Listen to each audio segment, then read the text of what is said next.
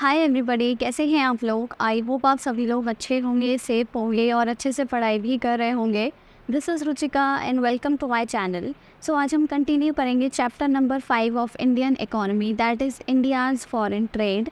और इसमें हम ऑलरेडी एक लेक्चर कवर कर चुके हैं जिसमें सबसे पहले हमने पढ़ा कि फॉरेन ट्रेड का मतलब क्या होता है और ये सारी चीज़ें बेसिकली हमने पढ़ी थी। देखो, सबसे पहले हमने पढ़ा व्हाट इज़ इंटरनेशनल ट्रेड, क्या होता है, उसकी इंपॉर्टेंस क्या है। फिर हमने पढ़ा trade at the time of independence, India का फॉरेन ट्रेड कैसा था, क्या क्या चीज़ें थी eight the time of independence. ठीक है, यानी कि इंडिपेंडेंस से थोड़ा पहले का जो ड्यूरेशन था उस टाइम पर। फिर आफ्टर इंडिपेंडेंस हमने देखा जस्ट आफ्टर इंडिपेंडेंस क्या क्या सिनेरियो था। अब एक लास्ट टॉपिक हमारा ये बचता है इंपोर्ट सब्सटीट्यूशन स्ट्रैटेजी, जो कि हम आज की वीडियो में कवर करेंगे और उसी के साथ ही हमारा ये चैप्टर भी फिनिश हो जाएगा। ठीक है, तो छोटा सा चैप्टर था, ज़्यादा इसमें समझने की ज़रूरत भी नहीं थी। चीज़ें बहुत बेसिक चीज़ें हैं, नहीं समझ आए तो आप डेफिनेटली मुझसे कमेंट में पूछ सकते हो या फिर पर्सनली भी मुझे इंस्टाग्राम पे टेक्स्ट करके पूछ सकते हो, राइट। अब इससे पहले आगे बढ़ने से पहले मैं आपको एक ये चीज़ दिखाना चाहती हूँ। ये क्या है, देखो यहाँ पे मैंने आपको ये डेटा दिखाया था, पहले बताया था, मतलब जब हमने पिछला पढ़ा था at the time of independence. ये क्या है, at the time of independence नहीं, actually after the independence, independence के बाद क्या क्या चीज़ें थी, ये सारी चीज़ों पर हमने डिस्कशन किया था कि वॉल्यूम कैसा था, कॉम्पोजिशन कैसा था, डायरेक्शन कैसा था। वॉल्यूम मतलब value of goods and services, यानी कि कितने रुपए का सामान हम एक्सपोर्ट इम्पोर्ट कर रहे हैं। कॉम्पोजिशन मतलब types of goods and services, किस तरीके का हम सामान एक्सपोर्ट इम्पोर्ट कर रहे थे, क्या क्या चेंजेस आए, पहले हम क्या चीज़ एक्सपोर्ट इंपोर्ट करते थे और बाद में क्या करने लगे। डायरेक्शन मतलब किन किन कंट्रीज़ के साथ हम एक्सपोर्ट इंपोर्ट या फिर ट्रेड कर रहे हैं, ये तीनों चीज़ों पर डिस्कशन किया था। तो जो ये वाला आपका डायग्राम्स, आपको ये डेटा दिख रहा है, इसमें देखो ये वाला टेबल देखना है। इस टेबल में अगर आप नोटिस करो तो फर्स्ट प्लान से लेकर के आपका सेवन्थ प्लान तक, हाँ सेवन्थ प्लान तक अगर आप नोटिस करो, देखो मैं लाइन कर देती हूँ यहाँ पर, इसके ऊपर की डिजिट्स अगर आप नोटिस करो तो आपको ये दिख रहा होगा कि टोटल ट्रेड जो है, ठीक है, और इसके जस्ट बाद अगर हम देखें तो उसमें देखो बहुत ज़्यादा फ़र्क है। यहाँ पर भी देखो, अगर ये आप देखो, इसमें एक्सपोर्ट हम इतना कर रहे हैं यानी कि 27,681, ठीक है। यहाँ पे देखो कितना एक्सपोर्ट कर रहे हैं, बहुत ज़्यादा बढ़ गया है, 4 लाख समथिंग, 27,000 से 4 लाख समथिंग। इसी तरह यहाँ पर ये देखो इंपोर्ट की अगर मैं बात करूँ तो 35,000 और यहाँ पे 4,017। तो कुल मिला के जो ट्रेड है ना, यानी कि जो आपका वॉल्यूम ऑफ ट्रेड है उसमें बहुत ज़्यादा चेंजेस देखने को मिला है। समझ रहे हो, बहुत ज़्यादा चेंजेस, ड्रास्टिक चेंज एक आया है, काफ़ी ज़्यादा बढ़ गया है ट्रेड। 63,000 से 8 लाख तक कुछ पहुंच गया। तो ये बहुत ज़्यादा चेंज देखने को मिला। और ये ज़्यादा चेंज कब आया, ये ज़्यादा चेंज आया सेवन्थ प्लान ख़त्म होने के बाद, यानी कि जब आपका 8th प्लान शुरू हो गया अराउंड 1990s के पास। तो सिंपल सी बात ये है, ये मैं आपको इसके थ्रू ये चीज़ बताना चाहती हूँ कि जो हमने क्या किया था टाइम इंडिपेंडेंस के टाइम पे, यानी कि इंडिपेंडेंस के जस्ट बाद हम क्या कर रहे थे, एक पॉलिसी यूज़ कर रहे थे, एक स्ट्रैटेजी यूज़ कर रहे थे जिसका नाम है इनवर्ड लुकिंग ट्रेड स्ट्रैटेजी। और ये स्ट्रैटेजी हमने यूज़ करी थी 1990 तक, ठीक है। अभी जो मैंने डेटा दिखाया था उसमें क्या था, 1990s के बाद ही आपका ट्रेड में ज़्यादा उछाल आया, बहुत ज़्यादा चेंज आया, ठीक है। एक बहुत ज़्यादा स्पाइक किया डेटा में, आपने देखा 64,000 से 8 लाख समथिंग तक पहुंच गया। तो कब था ये, 1990s के बाद। तो 1990s तक हम क्या कर रहे थे, इंडिपेंडेंस से 1990s तक हम क्या कर रहे थे, एक स्ट्रैटेजी यूज़ कर रहे थे जो कि थी इनवर्ड लुकिंग ट्रेड स्ट्रैटेजी, जिसकी वजह से हमारे ट्रेड है बहुत ज़्यादा अच्छा नहीं चल रहा था। तो ये स्ट्रैटेजी हमको पढ़नी है कि ऐसी क्या ये स्ट्रैटेजी हम यूज़ कर रहे थे, क्या सोच करके हमने यूज़ किया, हमने जब गवर्नमेंट ने, हमारी सरकार ने क्या सोच के इस स्ट्रैटेजी को अडॉप्ट किया, साथ ही साथ इस स्ट्रैटेजी के क्या गुड मतलब पॉइंट्स थे, अच्छे पॉइंट्स थे, पॉजिटिव, और कुछ नेगेटिव पॉइंट्स थे, क्या क्या चीज़ें थी वो हम समझेंगे। यानी कि आपको ये दिमाग में रख के चलना है कि 1990 तक, इंडिपेंडेंस से लेके 1990 तक जो हमारा ट्रेड था ना, उसमें बहुत ज़्यादा अच्छा काम नहीं हो रहा था। सिंपल सी बात है, बहुत ज़्यादा ड्रास्टिक चेंज देखने को मिला 1990 के बाद, जब हमने एक दूसरी पॉलिसी अडॉप्ट करी है, तो मैं आगे बताऊंगी डेफिनेटली। अभी 1990 तक हम ये वाली inward looking trade strategy use कर रहे थे, ठीक है। अब हम इसके बारे में पढ़ते हैं कि ये होता क्या है इनवर्ड लुकिंग ट्रेड स्ट्रैटेजी। देखो, inward looking trade strategy refers to the policy under which the India became self dependent. Simple सी बात है, इंडिया क्या हुआ, सेल्फ डिपेंडेंट बन गया for the production of goods and services, ठीक है, and to protect the domestic industries. यानी कि सिंपल सी बात है, इंडिया ने क्यों ये स्ट्रैटेजी अडॉप्ट की, उसने इसीलिए अडॉप्ट की जिससे कि वो सेल्फ डिपेंडेंट बन जाए और अपनी कंट्री की जो उसकी इंडस्ट्रीज़ हैं, डोमेस्टिक इंडस्ट्रीज़, उनको प्रोटेक्ट कर सके, ठीक है। और ये उसने कैसे किया, इस स्ट्रैटेजी के थ्रू उसने ये सब कैसे किया, अपनी कंट्री की इंडस्ट्रीज़ को, डोमेस्टिक इंडस्ट्रीज़ को कैसे प्रोटेक्ट किया। It was done by restricting और substituting import in which very less amount of goods and services were imported from foreign. तो देखो सिंपल सी बात है, ये है हमारा देखो इंडिया, ठीक है, ये है अपन का इंडिया।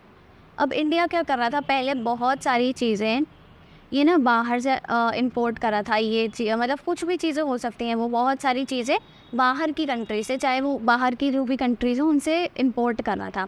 अब उसने सोचा कि भाई इससे क्या हो रहा है, जब बाहर का सामान आ रहा है हमारी कंट्री में तो ऑब्वियसली मतलब जब बहुत ज़्यादा वैरायटी होगी और लोग सोचेंगे कि हमारे पास इतना सारी चीज़ें हैं, तो वो क्या कर रहे थे, बाहर की चीज़ों की तरफ ज़्यादा खिंचे चले जा रहे थे, अट्रैक्ट हो रहे थे। होता है ना, ये होता है, ये सारी चीज़ें होती हैं।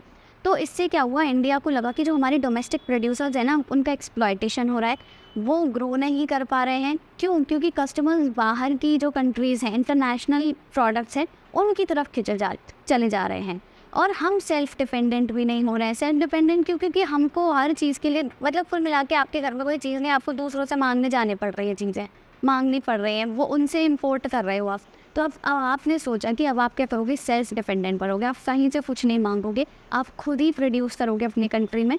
और इससे क्या होगा, हमारी कंट्री के प्रोड्यूसर्स भी प्रोटेक्ट होंगे, यानी कि उनको इतना ज़्यादा कंपटीशन नहीं फेस करने को मिलेगा, उनकी प्रोटेक्शन होगी, वो ग्रो कर पाएंगे। ऐसा नहीं है कि उनका एक्सप्लॉयटेशन होगा। तो ये दो चीज़ें थी, दो वर्ड्स याद रखना है, सिंपल सी बात है, ये सेल्फ डिपेंडेंट, ठीक है, सेल्फ डिपेंडेंसी के लिए, और आपका क्या था, to protect the domestic industries को प्रोटेक्ट करने के लिए। और ये कैसे किया उसने इम्पोर्ट को सब्सटीट्यूट कर दिया या रेस्ट्रिक्ट, रोक लगा दी। सब्सटीट्यूट कर दिया मतलब इम्पोर्ट को हटा दिया। ये काम करके उसने क्या किया, ये inward looking trade strategy adopt करी और इससे वो सेल्फ डिपेंडेंट भी बना हमारा इंडिया, और साथ ही साथ डोमेस्टिक प्रोड्यूसर्स को प्रोटेक्ट भी किया। ये स्ट्रैटेजी हमने कब तक यूज़ करी, मैंने आपको बताया 1990 तक, क्योंकि 1990 तक ही हमने देखा कि थोड़ा सा ट्रेड कम था, उसके बाद बहुत ज़्यादा स्पाइक आया। कैसे आया, हमने दूसरी स्ट्रैटेजी पर हम स्विच कर लिए थे। तो ये वाली स्ट्रैटेजी 1990 तक हमने यूज़ करी। अब मोस्ट इम्पॉर्टेंट ये जो स्ट्रैटेजी है ना, इसको हम एक और नाम से जानते हैं जिसका नाम है इम्पोर्ट सब्सटीट्यूशन स्ट्रैटेजी। देखो इसमें क्या कर रहे हैं हम, नाम से समझो, इसमें हम क्या कर रहे हैं, ये जो हमारा इंपोर्ट हम कर रहे हैं, ये जो सारी चीज़ें हम इंपोर्ट कर रहे हैं, इसे हमने क्या किया, इस स्ट्रैटेजी के अंदर सब्सटीट्यूट ही तो कर दिया। मतलब अब इंपोर्ट नहीं करना है, अब हम खुद ही बनाएंगे। इंपोर्ट को हटा दिया। सब्सटीट्यूट करना मतलब क्या होता है, किसी चीज़ को किसी चीज़ की जगह दूसरी चीज़ ले आना, है ना। तो अब इंपोर्ट को हटा करके हमने खुद ही बनाना स्टार्ट कर दिया, तो इंपोर्ट को सब्सटीट्यूट किया। यही होती है इंपोर्ट सब्सटीट्यूशन स्ट्रैटेजी। इसको आप ऐसे भी समझ सकते हो, इनवर्ड लुकिंग ट्रेड स्ट्रैटेजी यहाँ पे आपको दिख रहा है। इनवर्ड लुकिंग मतलब अंदर देखना, हमारी कंट्री पर ही हम ध्यान देने लगे, हमारी कंट्री के अंदर ही, हमारी कंट्री को ही हमने सेल्फ डिपेंडेंट बनाने की कोशिश की, हमारी कंट्री के ही डोमेस्टिक प्रोड्यूसर्स को प्रोटेक्ट करने की कोशिश की, ठीक है। तो इससे क्या हुआ, आपकी जो मतलब ये दोनों जो एम्स हैं ये फुलफिल हो पाए कहीं हद तक। तो इन दोनों स्ट्रैटेजीज़ को आपको याद रखना है, एक ही चीज़ें हैं, बस नाम अलग अलग हैं। इनवर्ड लुकिंग ट्रेड स्ट्रैटेजी ये हमने 1990 तक यूज़ करी, इसे हम इंपोर्ट सब्सटीट्यूशन स्ट्रैटेजी कहते हैं। और इसके द्वारा सरकार क्या करना चाहती थी, सेल्फ डिपेंडेंसी अचीव करना चाहती थी और डोमेस्टिक प्रोड्यूसर्स को प्रोटेक्ट करना चाहती थी। बस 5 पॉइंट्स याद रखने हैं, इसके अलावा कुछ नहीं करना है, ठीक है। और ये उसने कैसे किया, ट्रेड नहीं एक्चुअली इंपोर्ट को सब्सटीट्यूट करके या फिर आपका रेस्ट्रिक्ट करके, इन दोनों तरीके से उसने आपका इंपोर्ट को सब्सटीट्यूट किया, ठीक है। अब इंपोर्ट सब्सटीट्यूशन बेसिकली होता क्या है ये भी समझ लेते हैं। Import substitution means domestic production of those goods which country has been importing from rest of the world. मतलब उन चीज़ों का इंपोर्ट अपनी ही कंट्री उन चीज़ों का प्रोडक्शन अपनी ही कंट्री में करना जो हम अभी तक बाहर से इंपोर्ट करते आ रहे हैं। अब बगल वाले घर से दाल चावल मांग के लाते थे, अब आप खुद ही लेकर के आओगे, या फिर बना बनाया खाना मांग के लाते थे, अब खुद ही बनाओगे, ठीक है। तो ये होता है इंपोर्ट सब्सटीट्यूशन। अब इस स्ट्रैटेजी को अडॉप्ट करने का एक और रीज़न था, it was to save foreign exchange, यानी कि जो हमारा फॉरेन एक्सचेंज है ना, उसको सेव करना, हमारे पास जितना भी फॉरेन रिजर्व है उसको सेव करना। क्यों? क्योंकि देखो हम जितना सामान इंपोर्ट करेंगे, हमारे पास जितना भी फॉरेन रिजर्व है, बाहर की करेंसी, फॉरेन रिजर्व मतलब बाहर की करेंसी, तो जब हम पेमेंट करेंगे तो वो चली जाएगी ना हमारे पास। जब हम कुछ इंपोर्ट कर रहे हैं तो पेमेंट भी करना पड़ेगा, और पेमेंट करेंगे तो वो चली जाएगी हमारे पास। तो फॉरेन रिजर्व को बचाने के लिए हमने क्या किया, ट्रेड का वॉल्यूम रेस्ट्रिक्ट कर दिया, इंपोर्ट्स हमने कम कर दिए।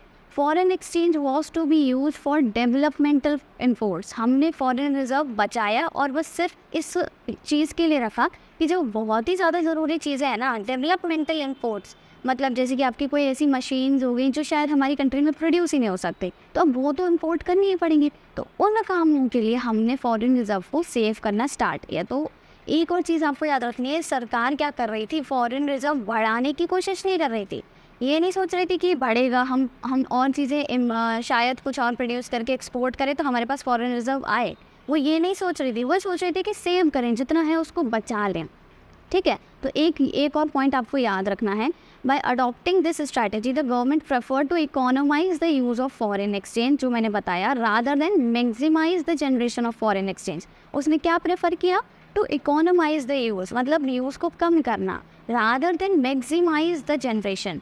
और नहीं बढ़ाना चाहती थी वो फॉरेन एक्सचेंज, वो चाहती थी जितना है उसको ही इकोनोमाइज करके, मतलब ऐसे यूज़ करें इकोनॉमिकली कि वो हमारे पास बचा रहे। और डेवलपमेंटल इन्पोर्ट्स जो होंगे, बहुत ज़रूरी वाली चीज़ें लाइक मशीनरी हो गई या आपके कोई भी ऐसा मटेरियल जो भी बहुत ज़रूरी है, उसके लिए यूज़ किया जाए।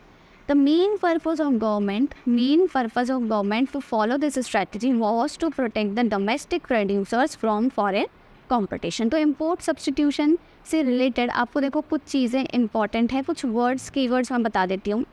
इम्पोर्ट सब्सटीट्यूशन से रिलेटेड एक तो क्या था, प्रोटेक्शन याद रखने हैं, protection from protection from international brands या फिर आपका फॉरेन कंपटीशन। ठीक है, और आपका क्या हुआ यहाँ पे, इम्पोर्ट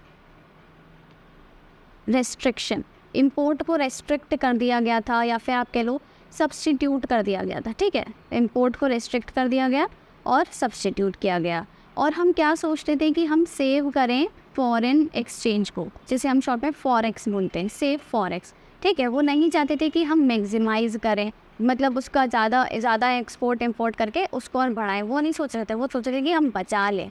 ठीक है, तो ये सारी चीज़ें आपने याद रखनी है। अब देखो मैं इतनी देर से बता रही हूँ कि हम क्या कर रहे थे, इंपोर्ट को रिस्ट्रिक्ट कर रहे थे, सब्सटीट्यूट कर रहे थे, रोक रहे थे, पर ये कर कैसे रहे थे।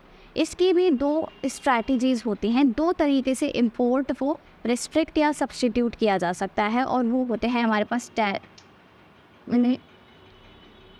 वो होता है हमारे पास एक तो टैरिफ और एक कोटा। एक टैरिफ और एक कोटा, ये याद रखना है। टैरिफ के थ्रू, कोटा के थ्रू हम क्या कर सकते हैं, ट्रेड वॉल्यूम, इंपोर्ट को रिस्ट्रिक्ट कर सकते हैं, थोड़ा कम कर सकते हैं। ये दोनों एक काइंड ऑफ टूल्स हैं, आप कह लो, इंपोर्ट को रेस्ट्रिक्ट करने के लिए। तो आपसे अगर पूछा जाता है कि कोई भी कंट्री अगर अपने कंट्री में इंपोर्ट को रेस्ट्रिक्ट करना चाहती है तो वो कौन से दो टूल्स यूज़ कर सकती है, वो होते हैं टैरिफ और एक है कोटा। अभी टैरिफ और कोटा क्या है, सबसे पहले बात करते हैं टैरिफ की। ठीक है, अभी टैरिफ क्या होता है, it is a duty on the imported commodity. हमने कोई भी चीज़ इंपोर्ट करी उस पर ना ड्यूटी लगा देंगे।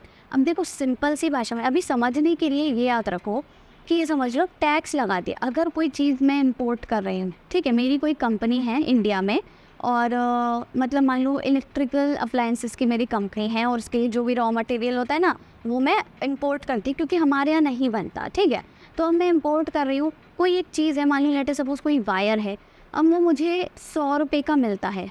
अब क्या किया, 100 रुपये का तो मुझे मिल रहा है, पर सरकार क्या करेगी, उस पर टैरिफ लगा देगी। ये समझ लो काइंड ऑफ टैक्स लगा देगी, जिससे कि डायरेक्टली उसका प्राइस बढ़ जाएगा। मेरे को अगर 100 रुपये देने पड़ते तो मैं 100 रुपये नहीं दूंगी, मैं उसकी बजाय मान लो 150 रुपये दूंगी। समझ रहे हो, तो क्या होगा, ऑब्वियसली मैं इंपोर्ट करना थोड़ा कम कर दूंगी, बंद कर दूंगी। हो सकता है कुछ लोग बंद कर दे, कुछ लोग मेरी तरह कम कर दे। तो इससे क्या हुआ, इंपोर्ट रेस्ट्रिक्ट हुआ ना। तो टैरिफ क्या होता है, it is a duty on the imported commodity. जो भी आपने कमोडिटी इंपोर्ट करी है उस पर ड्यूटी होती है। It directly increases the price of imported commodities, thereby offering the protection to domestic producers from foreign competition. तो समझ आ गया, टैरिफ क्या है, जो भी सामान आपने इंपोर्ट किया उस पर काइंड ऑफ टैक्स लग जाएगा, जिससे कि प्राइस ऑटोमेटिकली बढ़ जाता है और इंपोर्ट हम लोग कम करेंगे। ठीक है, अब बात आती है कोटा की। कोटा में क्या होता है, देखो कोटा में सिंपल सी बात है, कुछ नहीं होता। जो भी आपने अमाउंट मंगा रहे, मान लो जैसे वायर्स मंगा रही थी मैं, अब मैं मान लेते हैं 1000 वायर्स मंगा रही हैं, ठीक है। तो अब सरकार क्या करेगी, अब उस पर टैक्स वैक्स नहीं लगाएगी। वो क्या करेगी, कोटा, अगर कोटा होता है ना, आपको पता है कोटा क्या होता है, एक काइंड ऑफ रिजर्वेशन फिक्स, यानी कि हम लोग सुनते हैं ना इनका तो कोटा है इसमें, यानी कि उनका रिजर्वेशन है। तो क्या किया, अमाउंट पर कोटा लगा देते हैं, मतलब इतना ही आप इंपोर्ट कर सकते हो, इससे ज़्यादा नहीं कर सकते हो। मैं 1000 वायर्स मंगाती थी, अब इस पर कोटा लग गया कि आप 750 ही वायर्स मंगा सकते हो। तो क्या हुआ, इंपोर्ट कम हुआ ना, 250 वायर्स कम हुए। तो क्या होता है, under this the government fixes the amount of import of different goods and services from different countries. तो टैरिफ में क्या होता है, छोटा सा टैक्स लग जाता है, छोटा सा क्या मतलब एक काइंड ऑफ ड्यूटी लग जाती है, जिससे कि क्या होता है, हम कम इंपोर्ट करेंगे, इंपोर्ट रिस्ट्रिक्ट हो जाएगा। कोटा में भी क्या होता है, उसमें अमाउंट पर कोटा लग जाता है, रिजर्वेशन फिक्सेशन, कि इससे ज़्यादा आप इंपोर्ट नहीं कर सकते। तो ये भी क्या हुआ, एक तरीका हुआ टू रिस्ट्रिक्ट इंपोर्ट। और यही 2 टूल्स यूज़ किए सरकार ने, जिससे कि हम क्या कर सकें, हमारी कंट्री में जो भी इंपोर्ट हो रहा है उसको रेस्ट्रिक्ट कर सकें, हमारी कंट्री में ही खुद ही उस चीज़ का प्रोडक्शन बढ़ाएं, जिससे कि हम सेल्फ डिपेंडेंट बनेंगे, आत्मनिर्भर बनेंगे। और क्या होगा, हमारी कंट्री के जो प्रोड्यूसर्स हैं उनको फॉरेन कंपटीशन फेस नहीं करना पड़ेगा, एक्सप्लॉयटेशन नहीं होगा, उनको खुद को ग्रो करने का मौका मिलेगा, राइट। तो both tariff and quota restrict the imports, ये दोनों ही क्या करते हैं, इम्पोर्ट्स को रेस्ट्रिक्ट करते हैं, and hence protect the domestic customers, domestic producers from foreign competition. तो ये चीज़ें समझ आ गई कि कैसे कैसे सरकार ने ये सारी चीज़ें करी। अब ये जो हमने स्ट्रैटेजी यूज़ करी थी, ये जो हमने स्ट्रैटेजी यूज़ की है, इसके ना क्या होते हैं, कुछ गुड इम्पैक्ट्स भी हैं, कुछ बैड इम्पैक्ट्स भी हैं। सबसे पहली बात, अच्छी चीज़ें क्या हैं, देखो अच्छी चीज़ें तो साफ समझ आ रही हैं। एक तो जैसे इंडिया सेल्फ डिपेंडेंट होने में सक्षम रहा, साथ ही साथ हमारी कंट्री की इंडस्ट्रीज़ को ग्रो करने का मौका मिला होगा कि नहीं। ऑब्वियसली जब टोटल 10 कंपनीज़ थी हमारी कंट्री में, जिसमें से मान लो 3 इंडिया की, 7 फॉरेन, अब उन 7 से थोड़ा थोड़ा हम कम इंपोर्ट करेंगे, तो वो जो हमारी 3 है वो ग्रो करेंगी कि नहीं। तो कुछ ऐसी चीज़ें क्या हुई यानी कि ये चीज़ें थी जो इसके अच्छे इम्पैक्ट थे। तो गुड इम्पैक्ट्स में सबसे पहले क्या आ जाएगा आपका, high rate of industrial growth, यानी कि इंडस्ट्रियल ग्रोथ बहुत ज़्यादा हुई। Under import substitution strategy India became dependent on domestic industries. Obviously अब फॉरेन इंडस्ट्रीज़ तो उनसे तो इम्पोर्ट कम कर रहे हैं, तो इंडिया किस पर डिपेंड रहेगा, सिर्फ हमारी कंट्री की इंडस्ट्रीज़ पर डिपेंडेंट रहेगा, डोमेस्टिक इंडस्ट्रीज़ पर, for the satisfaction of wants, due to which domestic producers more and good quality of goods. अच्छा ठीक है, यानी कि डोमेस्टिक प्रोड्यूसर्स क्या करेंगे, कुल मिलाकर के डोमेस्टिक प्रोड्यूसर्स ज़्यादा और अच्छी क्वालिटी का सामान प्रोड्यूस करना स्टार्ट कर देंगे, which help in the increase in the rate of GDP। तो ये हुआ कि जब वो 7 जो आपकी फॉरेन कंपनीज थी, फॉरेन इंडस्ट्रीज़ थी, अगर हम उनसे कम इंपोर्ट करेंगे या फिर बंद भी कर देंगे, तो जो बची हुई हमारी 3 है, अब वो ज़्यादा प्रोड्यूस करेंगी, क्योंकि उन्हें पता है अब लोग उन्हीं के पास आएंगे, क्योंकि उनका फॉरेन जो इंडस्ट्रीज़ है उनका सामान तो कम है, तो लोग उन्हीं के पास आएंगे। अब ऑब्वियसली उनको कैप्चर करने के लिए वो ज़्यादा प्रोड्यूस करेंगे और अच्छी क्वालिटी का प्रोड्यूस करेंगे, जिससे कि लोग हमारे पास ही आएँ। तो इससे ऑटोमेटिकली वो इंडस्ट्रीज़ ग्रो करेंगी, तो ऑब्वियसली वो GDP में कंट्रीब्यूट करेंगे, और हमारी कंट्री की GDP राइज किया, यानी कि high rate of industrial growth आपने याद रखना है। दूसरा आपका हो गया diversification of industrial growth. Diversification कैसा, after independence modern industries started producing a wide range of consumer goods and were called a sunrise industries.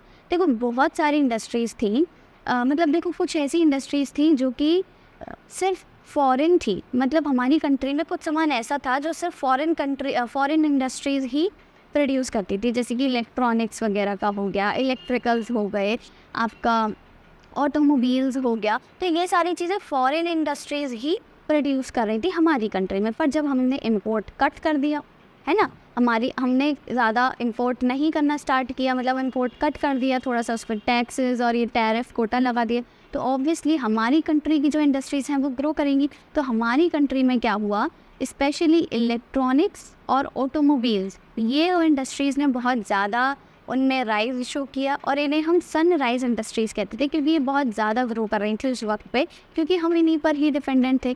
तो डाइवर्सिफिकेशन देखने को मिला, जहाँ हम अलग तरीके के सिर्फ प्रोडक्ट्स ज़्यादा प्रोड्यूस करते थे, अब हम ये इस वाली फील्ड में भी घुस गए।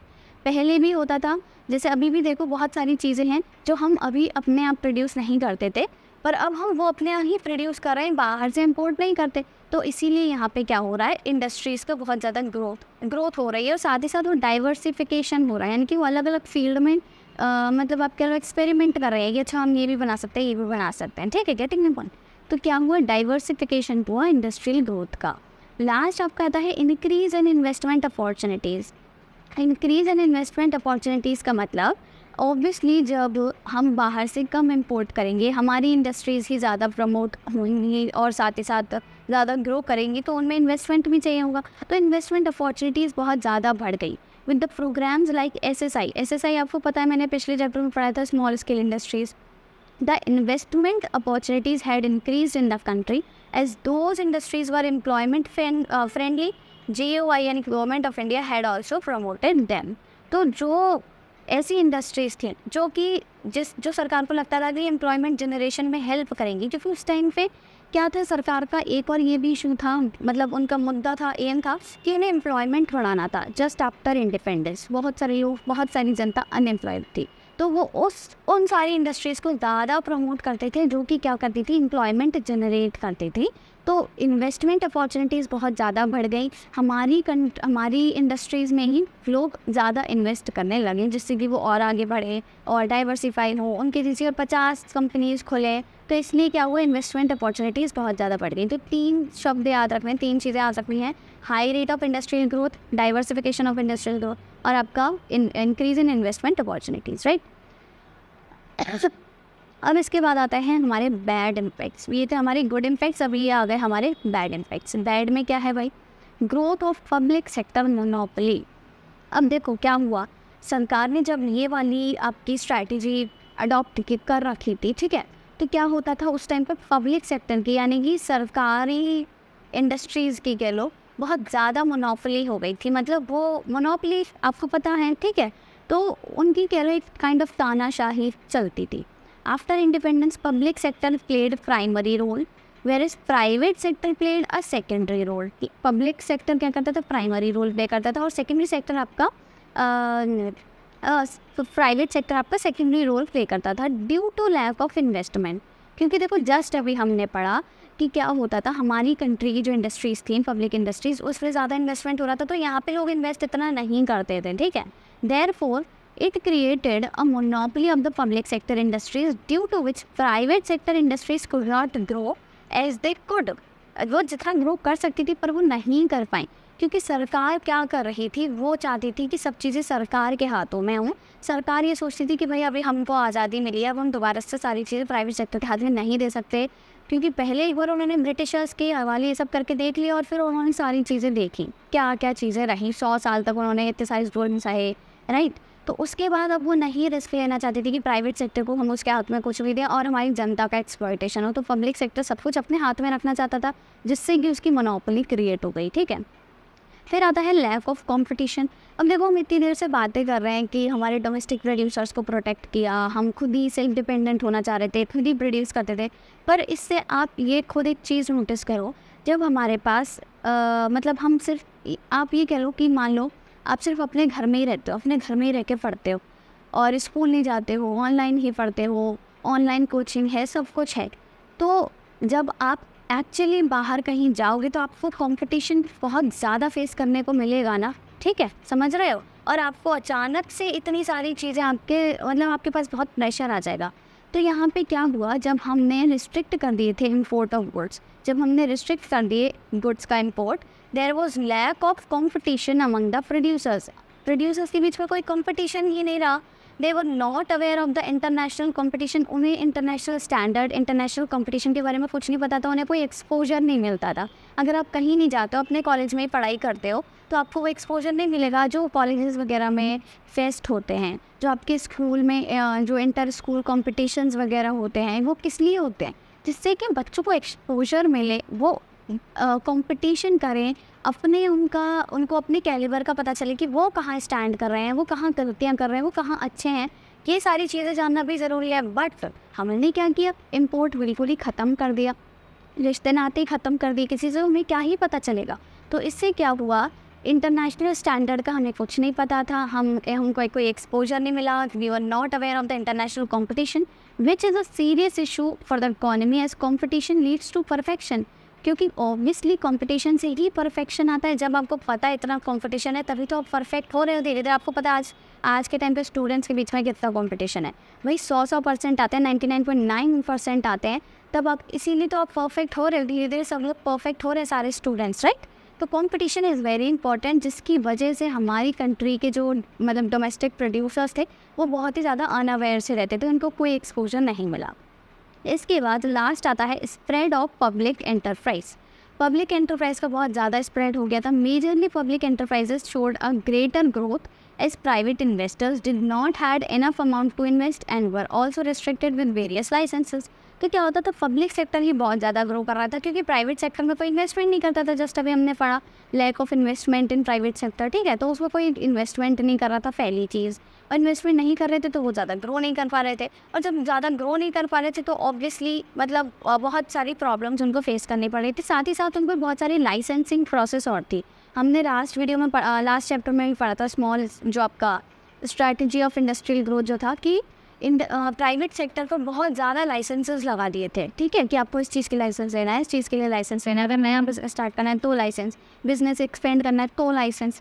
तो इस वजह से प्राइवेट सेक्टर इतना ग्रो नहीं कर पाया था। तो ये तीनों याद रखने हैं। बैड इम्पैक्ट था कि पब्लिक सेक्टर की मोनोपोली हो गई, लैक ऑफ कंपटीशन रहा, और स्प्रेड ऑफ पब्लिक एंटरप्राइजेस। और भी एक चीज़ें हो सकती हैं, जैसे कि क्या था, आपका प्राइवेट सेक्टर तो था उसको इतना ज़्यादा वो नहीं मिला था, आप कह लो इन्वेस्टमेंट नहीं मिल रहा था।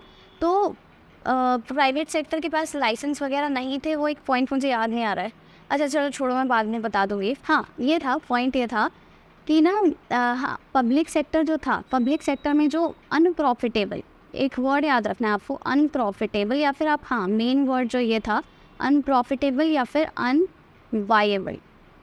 जो अनवायबल इंडस्ट्रीज़ थी, अनवायबल पब्लिक इंडस्ट्रीज़, यानी कि अनप्रॉफिटेबल, जिनको प्रॉफिट नहीं हो रहा है। तो अगर देखो जैसे कोई प्राइवेट इंडस्ट्री है, अगर उसको प्रॉफिट नहीं हो रहा है तो सरकार क्या करेगी, वो ना उसको शट करवा देगी, बंद करवा देगी कि भाई तुमको लॉस हो रहा है, अब तुम घर बैठो, अपना धंधा चौपट हो गया तुम्हारा। पर अगर सरकारी कंपनी ऐसा कर रही थी उस टाइम पर मतलब पब्लिक सेक्टर में अगर कोई पब्लिक अंडरटेकिंग है, पब्लिक एंटरप्राइज है और उसको लॉस हो रहा है, तो वो बंद नहीं करती थी सरकार, उसको उल्टा खुले मतलब जारी रखती थी, ठीक है। और इस वजह से क्या होता था, बहुत ज़्यादा मतलब आप कह लो बायसनेस आपने शो करी सरकार ने पब्लिक सेक्टर और प्राइवेट सेक्टर के बीच में। तो इससे बहुत सारी चीज़ें और प्रॉब्लम्स बढ़ गई थी। तो आपको 3 चीज़ें याद रखनी है, growth of public sector, lack of competition, spread of public enterprises. अब अच्छे पॉइंट्स यानी कि गुड पॉइंट्स में क्या था आपके, high rate of industrial growth, diversification of industrial growth और इंक्रीज इन इन्वेस्टमेंट अपॉर्चुनिटीज़। और इसी के साथ आपका ये चैप्टर खत्म होता है। एक बार हम दोबारा से रिकॉल कर लेते हैं। देखो हमने क्या क्या चीज़ें पढ़ी। सबसे पहले हमने पढ़ा कि आपका क्या था 1990s तक, ठीक है, 1990s तक हम लोग क्या कर रहे थे, कौन सी स्ट्रैटेजी यूज़ कर रहे थे, इनवर्ड लुकिंग ट्रेड स्ट्रैटेजी, हम लोग ये स्ट्रैटेजी यूज़ कर रहे थे।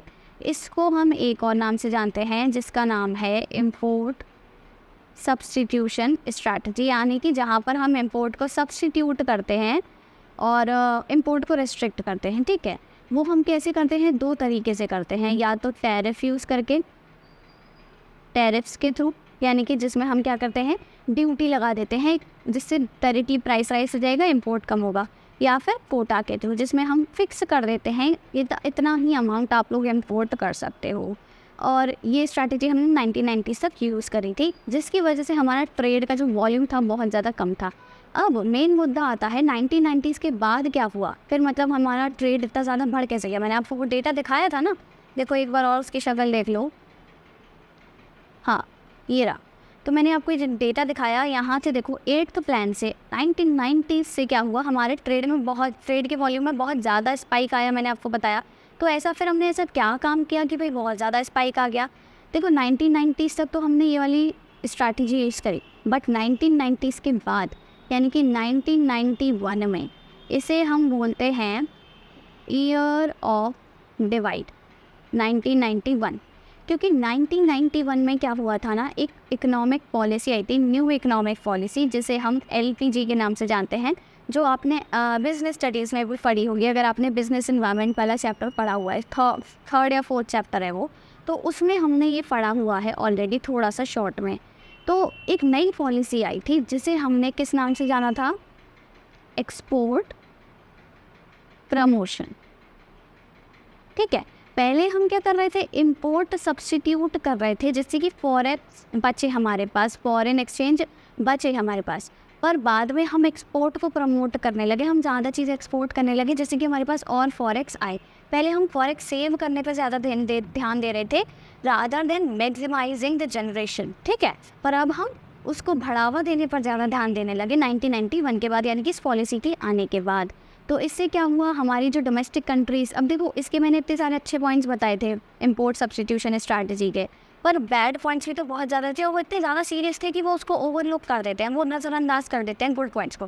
बुरी बातें हमेशा अच्छी बातों को नज़रअंदाज कर देती हैं, बुरी बातों के आगे अच्छी बातें कहीं नहीं देखता ना।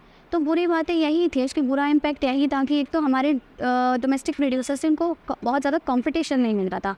तो इस वजह से क्या था, वो इंटरनेशनल स्टैंडर्ड को मैच नहीं कर पा रहे थे, उनको एक्सपोजर नहीं मिल पा रहा था। बट इस वाली स्ट्रैटेजी से, एक्सपोर्ट प्रमोशन से बहुत सारी चीज़ों में बदलाव आया, आप कह लो बहुत सारी चीज़ आपको जानने को मिलेंगी। तो ये एक्सपोर्ट प्रमोशन स्ट्रैटेजी या फिर ये न्यू इकोनॉमिक पॉलिसी, LPG जिसे हम कहते हैं, LPG लिक्विफाइड पेट्रोलियम गैस नहीं है, ये है लिबरलाइजेशन, प्राइवेटाइजेशन, ग्लोबलाइजेशन। ये स्ट्रैटेजी, ये वाली पॉलिसी हम नेक्स्ट चैप्टर में पढ़ेंगे। 5th चैप्टर है ना, 6th चैप्टर में हम पूरा इसी के बारे में पढ़ेंगे, न्यू इकोनॉमिक पॉलिसी 1991। तो ये समझ आ गया होगा कि आपको 1990s तक हमारा ट्रेड का वॉल्यूम इतना कम क्यों था, क्योंकि हम ये वाली पॉलिसी यूज़ कर रहे थे, इम्पोर्ट सब्स्टिट्यूशन। ठीक है, पर बाद में हम स्विच कर गए दूसरी पॉलिसी पर 1991, जिसके बाद से हमारे ट्रेड के वॉल्यूम में बहुत ज़्यादा उछाल आया। सो ये सारी चीज़ें हम नेक्स्ट वीडियो में डिस्कस करेंगे। आई होप आपको ये चैप्टर समझ में आ गया होगा। नहीं समझ आया तो मुझे फटाफट से कमेंट में लिख देना। पर्सनली आप मुझसे कोई सा भी पूछ सकते हो क्वेश्चन या जो भी आपका डाउट है किसी भी चैप्टर से, किसी भी सब्जेक्ट से इनफैक्ट। एंड येस, अगर आपने वीडियो को अभी तक लाइक नहीं किया है तो do give it a like and don't forget to subscribe to my channel. Thank you.